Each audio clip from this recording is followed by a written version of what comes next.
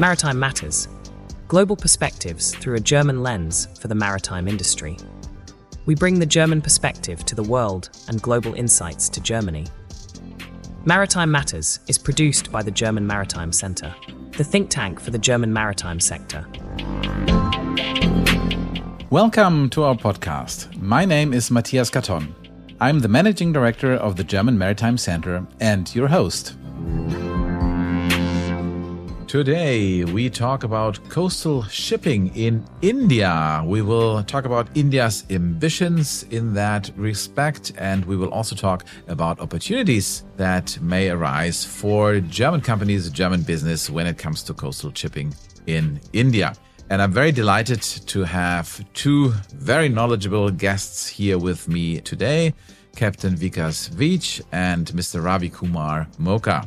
Captain Vikas is a Master Mariner with a fellowship from the Company of Master Mariners of India. He sailed from 1981 to 1999, so a very, very long time, which included 5 years where he was in command of his ship. From 1999 to 2005, he served as Marine Superintendent and Country Manager for KC Maritime, a shipping company based in Hong Kong. And in 2005, he founded iMarine Infratech and became a ship owner in 2006. He is the immediate past president of the Indian Coastal Ship Owners Association, and he also serves as director and treasurer of the Indian Maritime Center. He has contributed to presentations, workshops, and panel discussions on ship finance and on the operating ecosystem needed to grow India's coastal shipping. And our second guest is Mr. Ravi Kumar Moka, who is a naval architect with more than 20 years of experience in shipbuilding, ship surveys and certification, safety management audits, maritime policy and digital governance. He currently serves as a ship surveyor and Deputy Director General at the Directorate General of Shipping, which is part of India's Ministry of Ports, Shipping and Waterways. He also leads the coastal shipping branch and convenes the shipbuilding cell, overseeing both regulatory compliance and development within the Directorate's Naval Architecture Division. Before joining the Directorate, he spent about a decade abroad in Korea, in China and Japan as a project manager and a ship owner's representative.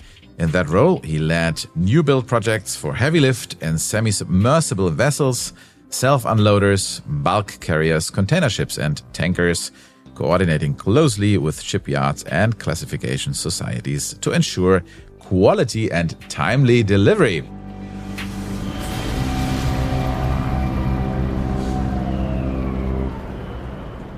So our listeners can already immediately grasp the breadth of the qualifications and the experience that my guests bring for today's topic, but obviously also beyond.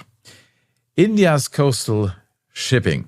Let's start with a kind of very simple introduction for those of our listeners who may not be familiar with what that means. What does that mean, coastal shipping, in the context of India? How is it different from international shipping, from inland waterways? What do we need to know in this respect?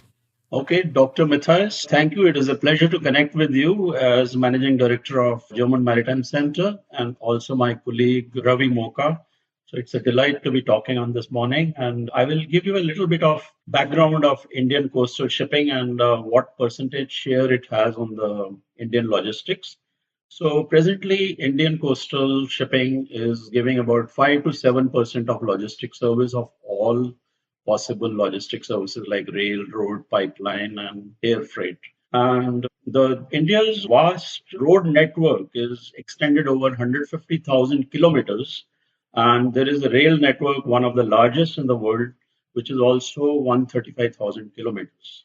But nevertheless, looking at the population of India, the road congestion and the environmental pollutions it causes by mixing the cargo movement by the rail and road. The government of India is now very much alive from last couple of years or more and has a vision 2030 and coupled with the Amrit Kal vision, they call it, 2047, when India will complete 100 years of its independence. So there are some great potential recognized for shifting the modal shift of modal transport, multimodal corridors and inland coastal connections. So this is in brief about coastal shipping.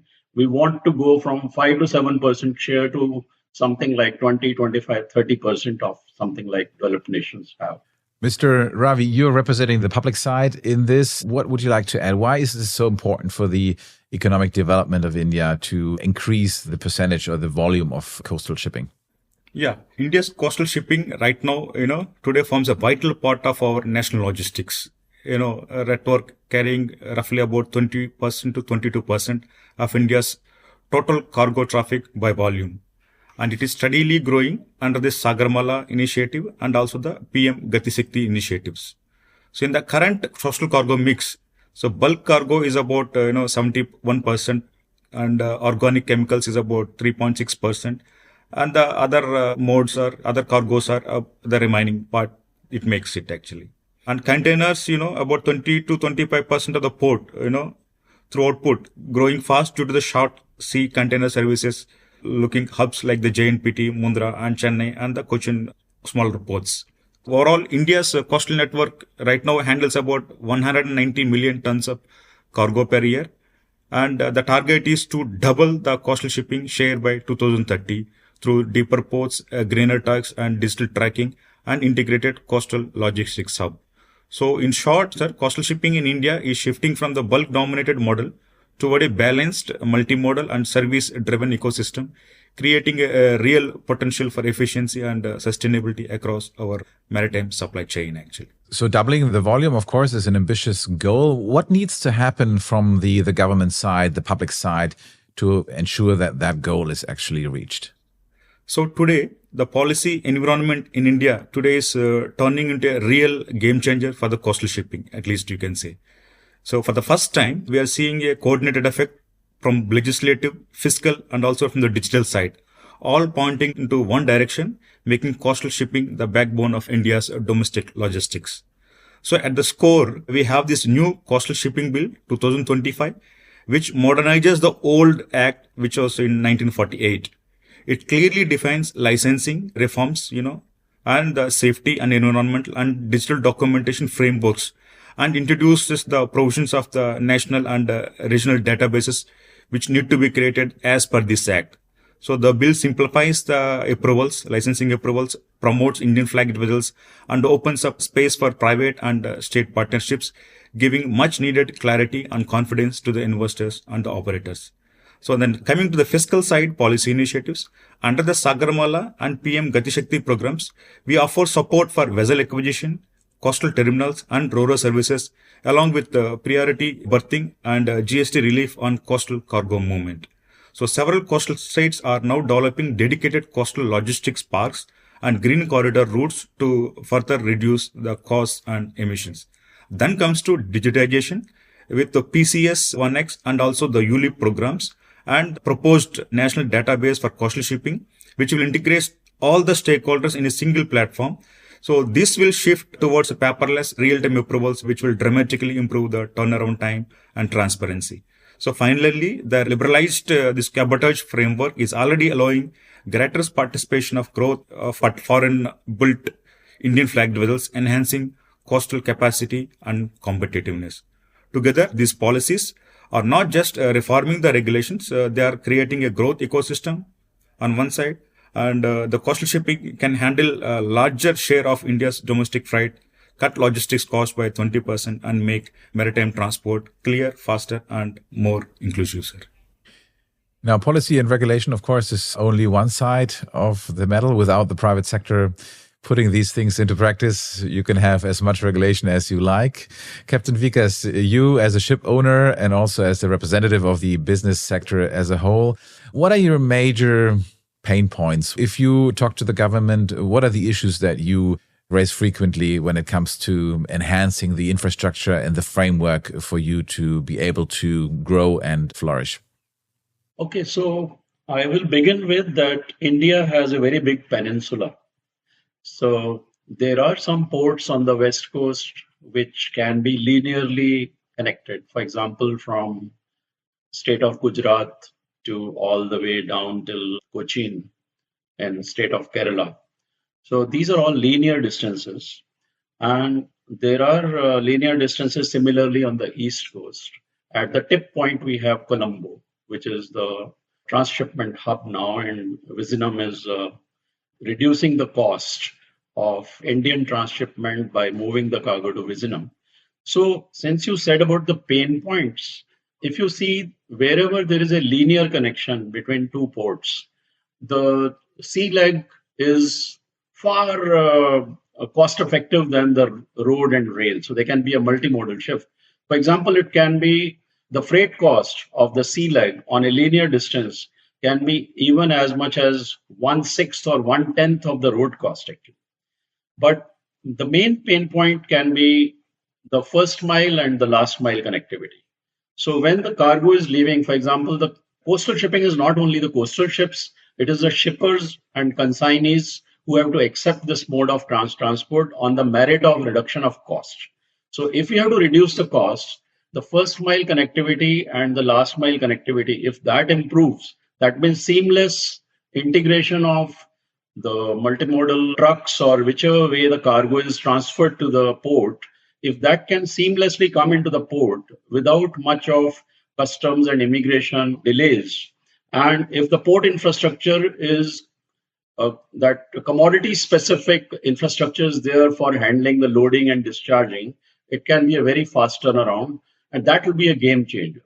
So this is one area where government is looking very actively to connect the hinterland with the port, and there out it goes to the sea and is well received on the other port, and that time is reduced. So this is going to be a big game changer, and that is what as industry I would expect from the government, that commodity wise to address all these ecosystems so that there is no stoppage anywhere. And then the consignee and shipper will feel comfortable, the cost will come down, the total time of moving the cargo from one point A to point B with all multimodal is less than what they're doing right now by rail and road. Yes, of course. We all have an idea how India looks like. It's a very, very long coastline. I think more than 11,000 kilometers, if I'm not mistaken. But still, it's such a vast country that most points are still very far away from any potential port. So the intermodal connection is key, which, by the way, is also the case in Germany, which is a much smaller country. Is that often that is the critical point. How quickly can you get the goods from the ship to some other mode of transportation? I will add to this that, for example, in India, we call it Sagarmala program. And Sagarmala in English means the sea pearls. So all the ports on the Indian coast, it is like a sort of a garland, and the ports are the pearls. So the sea pearls is a Sagarmala program. And then there is Bharatmala. Bharatmala means that hinterland of India, those points. So since it is not port-led industry to begin with, now new industries should be coming closer to the port. But for that, government is now looking at developing the national waterways, which comes under the Inland Waterways Authority of India. So it's all an integrated approach where the Inland Waterways Authority of India is developing and regulating some 111 national seaways, waterways, and they connect to the major coastal ports to the inlands. So when we were talking about linear distances on the west coast and east coast, for the hinterland, for example, from New Delhi or in a state of Bihar or some interior place, Madhya Pradesh, it can be connected wherever these Ganges and various Brahmaputra rivers and all, if the dredging is done simultaneously, then through the rivers, it will connect to the nearest port on each side. And we can cut down those distances. So Peninsula looks very great on the map, but it has its own handicaps to move from east to west and west to east. And then the challenge is that there has to be a return cargo. So if it is connected through Bharatmala, that is hinterland, and the surrounding sea on east and west coast, the problem is solved. But easier said than done. This means great costs and lot of investment. But that realization has set in now. So when you're talking about inland waterways, you say there is quite a number of rivers. The problem is that they have to be made navigable. The depth has to be there. There has to be some dredging that needs to be done. Probably also the port infrastructure on the inland waterways, which I guess is also a major point. Mr. Ravi Kumar, is that something that you're also looking at in your portfolio? Yes, we are also looking at that. Right now, the ADB has already done the study. Asian Development Bank has done the study. How to improve from the cargo side, the river movement, the navigable ways, how to improve the coastal, cargo movement. So they have done this report. So the strategy, because under the this new Coastal Shipping Act, will be forming a national strategy for coastal shipping. So there we will highlight this, and the committee within 2 years we have to frame this strategy. And with this strategy, we will be telling the government and the state governments how to improve the cargo and the movement, and also in the inland waterways. I will add to that Asian Development Bank, ADB in short, actually, has invested heavily for the case study of East Coast Economic Corridor. This is India's first coastal industrial corridor designed to create international gateways and boosting manufacturing-led growth. So ADB, the Asian Development Bank, has provided significant financial and advisory support to develop the ECEC. And this has great opportunities for joint ventures, investments coming in, 100% FDIs being sought for these projects to become reality. Okay. Yeah, this is a very interesting point. I think we'll get to that a bit more in detail. What opportunities are there for companies from abroad, from Germany or other places, to help or to support those efforts that are being underway in India and to do business. I would like to get to something else first, and that is nautical numbers.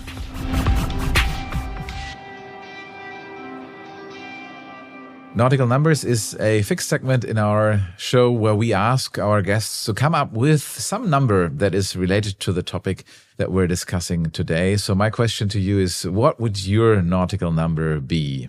Okay, I will ask Mr. Ravi Moka also to add in, but the way I understand as the messaging is given to the industry, the coastal industry and even exempt ships at large, is that India has set an ambitious goal to increase its global shipbuilding by at least 5% by 2030.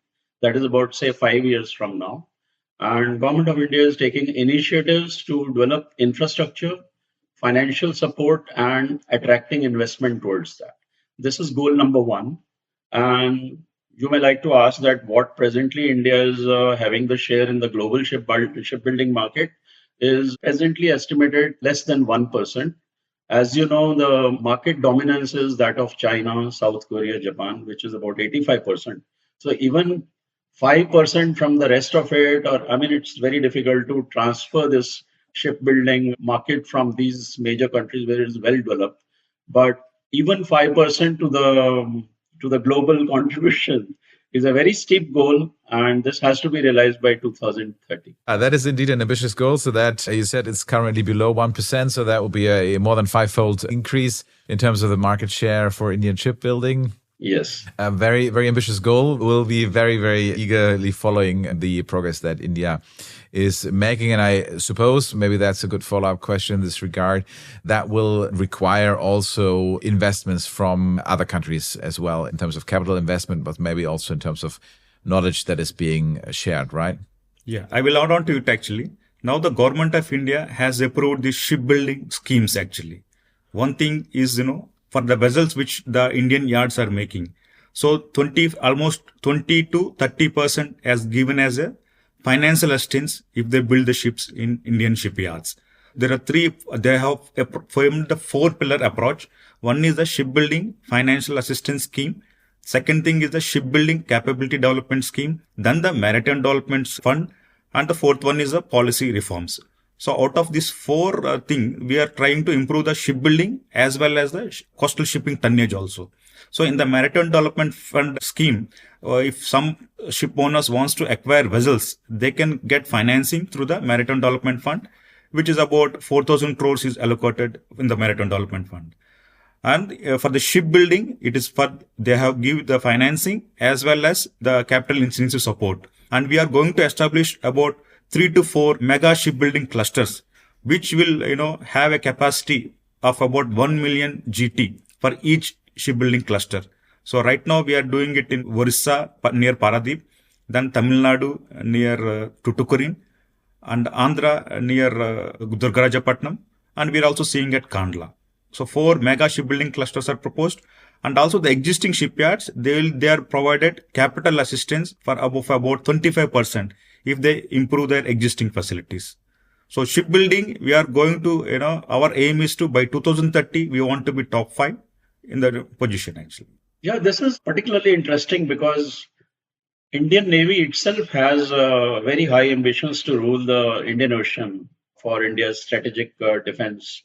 There is a vision, Mr. Moka, for example, Indian Navy by 2035 has set up a target of bringing Indian Navy ships to 200 warships and submarines.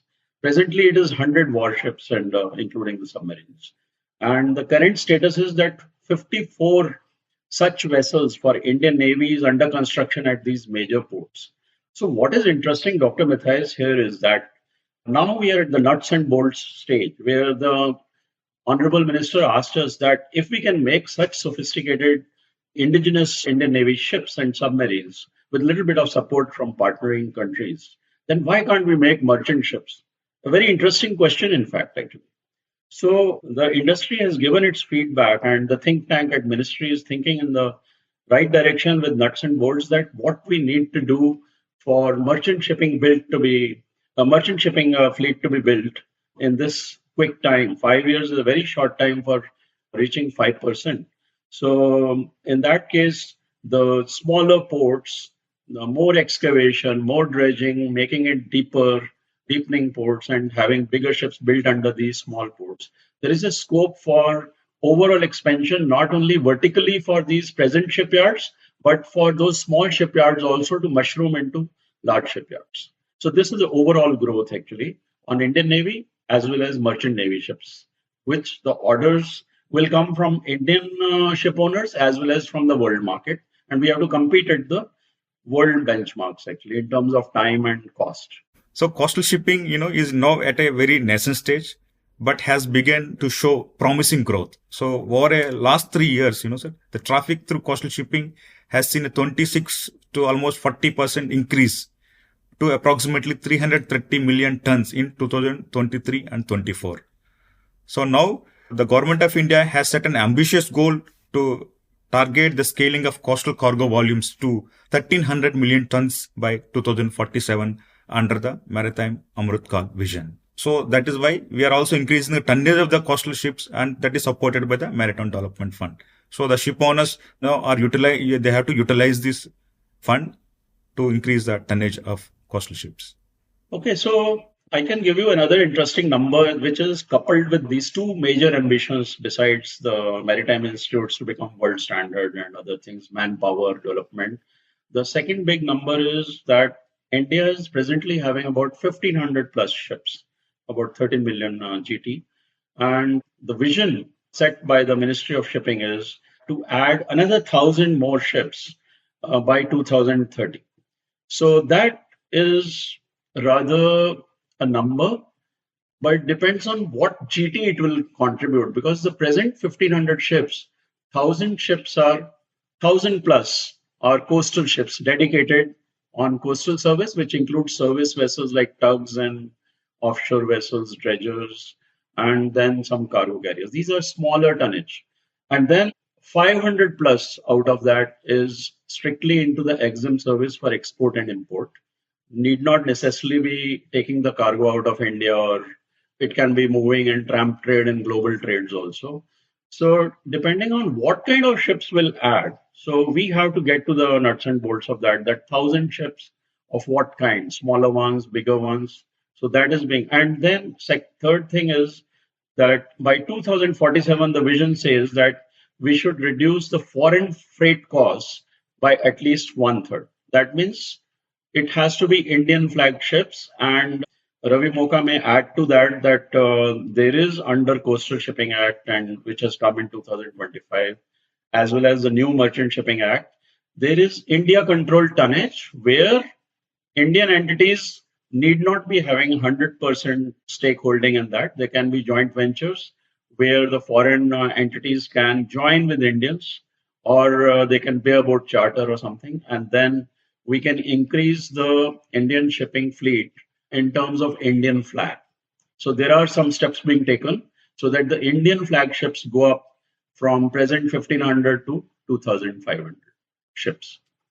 Numbers are, of course, impressive. When I started traveling to India frequently a couple of years ago, that was one of the first things that my interlocutors told me. Look, when you talk about India, everything is big, the numbers are big. So that is no exception here. We talked a lot about infrastructure, obviously, new ports, new railway connections, and so on and so forth. And infrastructure is important, but it's also very costly to build. It can be very difficult. I would like to talk about another area that is often seen as a friction point, and that is digitalization. So how digitally seamless is, for example, port operations in coastal shipping in India. And I'm particularly interested in that because, of course, India is always at the forefront when it comes to digitalization. How does that work? Are you there where you want to be, or is that also an area where you think improvements can and should be made? Yeah. The India's maritime sector has, made a lot of strong progress in the digitalization over the past few years. But still, there is still work under progress. And to make coastal shipping truly seamless, paperless, and data-driven. So today we have these key digital systems, which are already operational. The one of them is the National Logistics Portal, which integrates over 30 maritime and logistics stakeholders, enabling e-clearances, e-delivery orders, and digital manifest across major ports.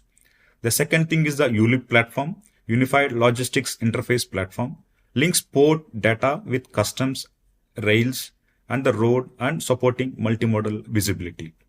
And then DigiShipping as a regulator, we also have got that e-governance e-Samudra system, which handles vessel registration, certification, and seafarers documentation online.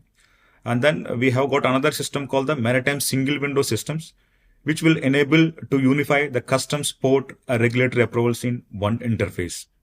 And initiatives like the e-delivery orders, invoicing, and electronic cargo tracking systems are improving the transparency and reducing turnaround time.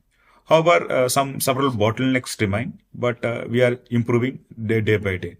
And then DigiShipping is also, because this e-Samudra system is very old, so now the system integrator is onboarded, and he is going to develop the new e-Samudra system, which will integrate the complete maritime ecosystem for the seafarers and the shipping community.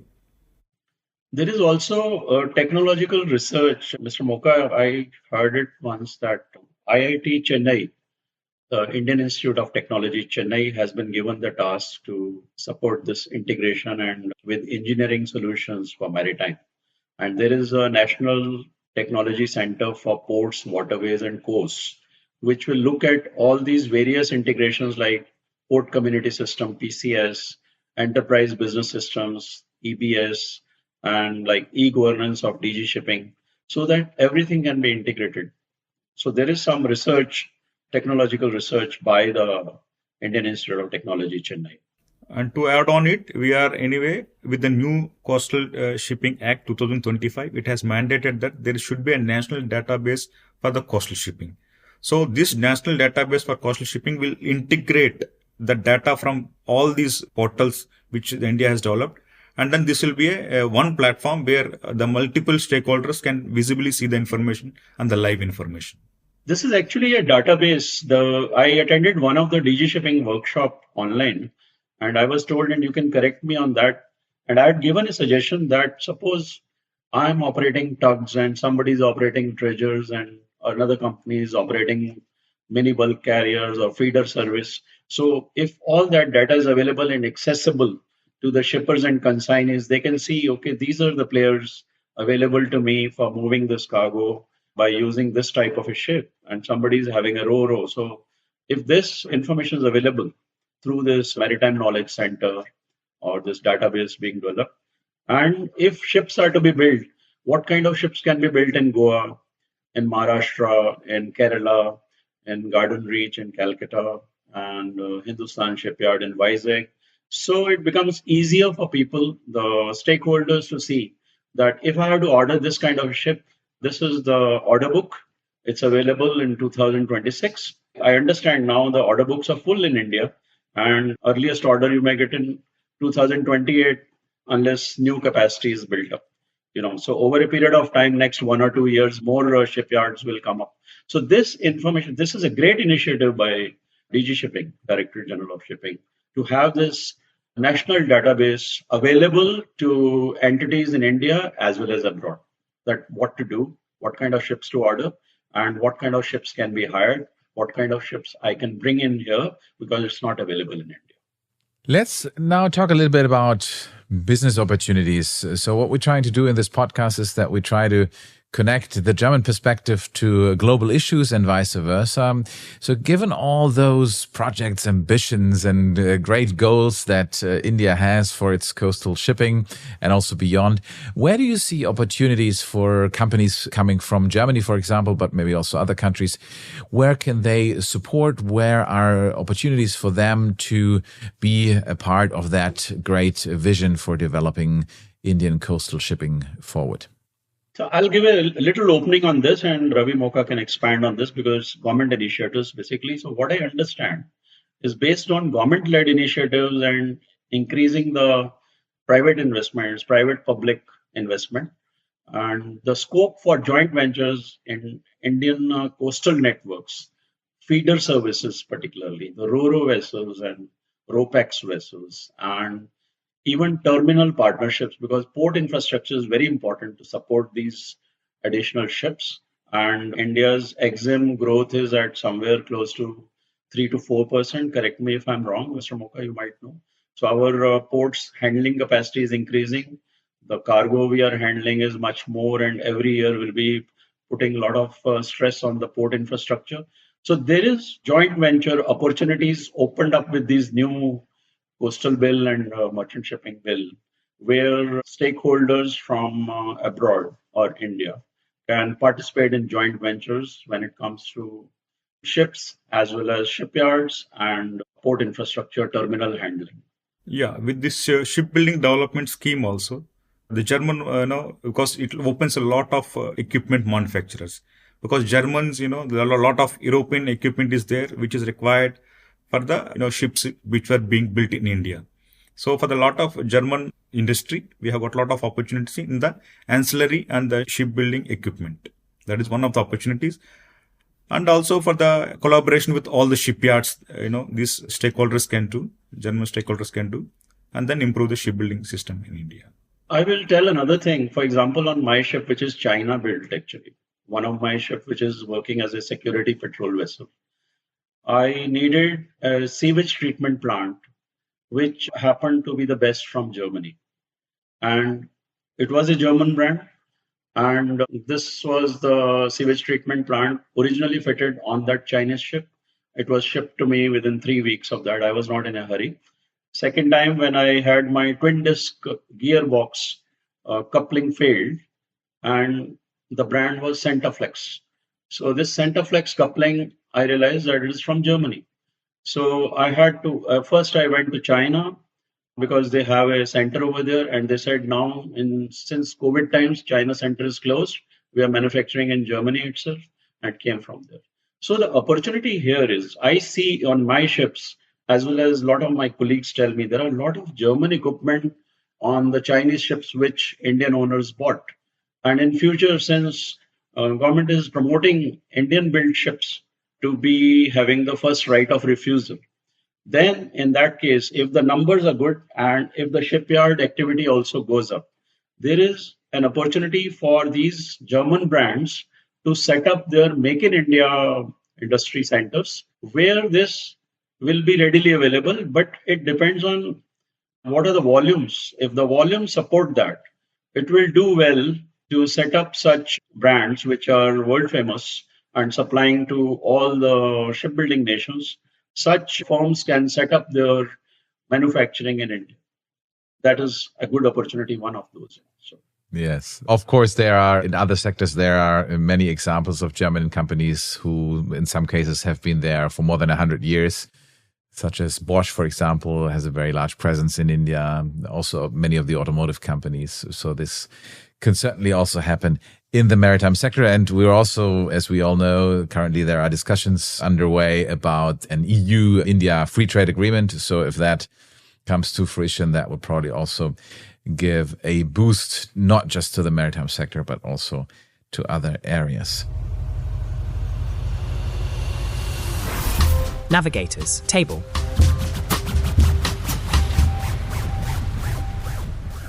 Navigator's Table is another fixed segment that we have in our show where we ask our guests to recommend a restaurant or a bar, can be anywhere in the world, something that has a connection to the maritime sector, the ports, etc.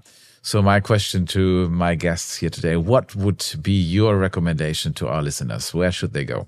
So I would suggest the iconic Taj Mahal Hotel in the South Mumbai, overlooking Gateway of India, overlooking the Arabian Sea, jutting into the Mumbai harbor approaches. You see a lot of yachts. And there is a restaurant on the first floor, the Sea Lounge, and that has got the see-through windows. And people have to book their tables next to the windows so that they can see the yachts moving around. And it's a perfect environment for shipping-related meetings and, or a leisure time together. Beautiful place, and it has the cuisine includes the afternoon tea, especially is very popular with the elaborate buffet with both classic European as well as local Indian favorites. And you will also get the Indian street food, which may be vegetarian, but those are very special things like if you have heard of bhel puri, sev puri, and vada pav. These are available this is street food actually. But when served in Sea Lounge, especially in the monsoon season, it's very good with the Indian tea.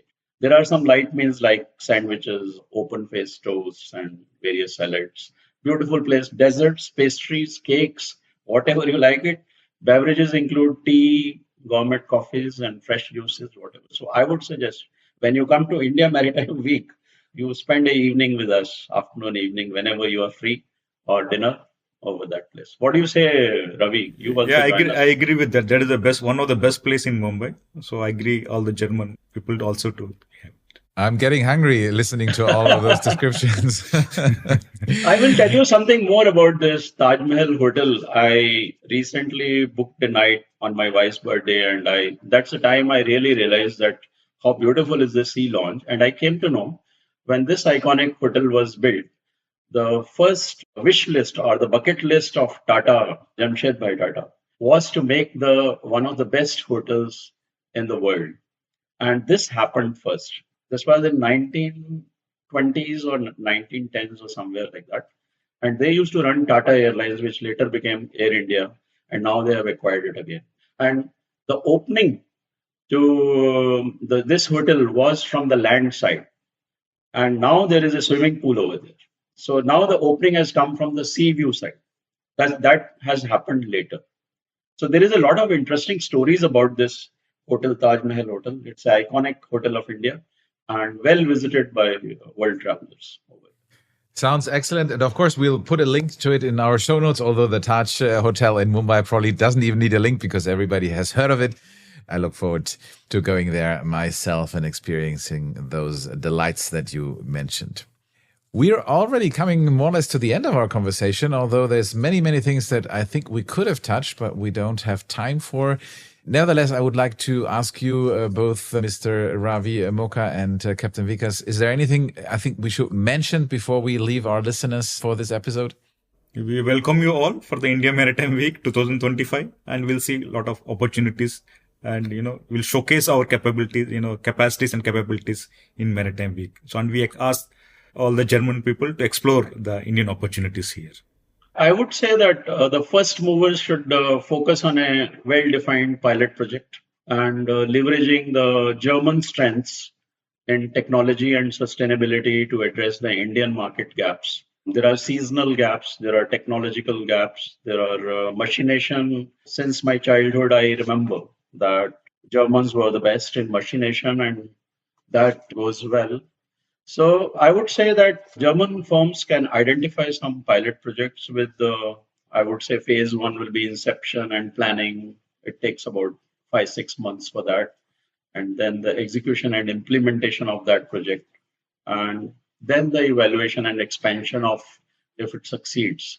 So I think generally the shipping joint ventures go on pilot project scope and strategy.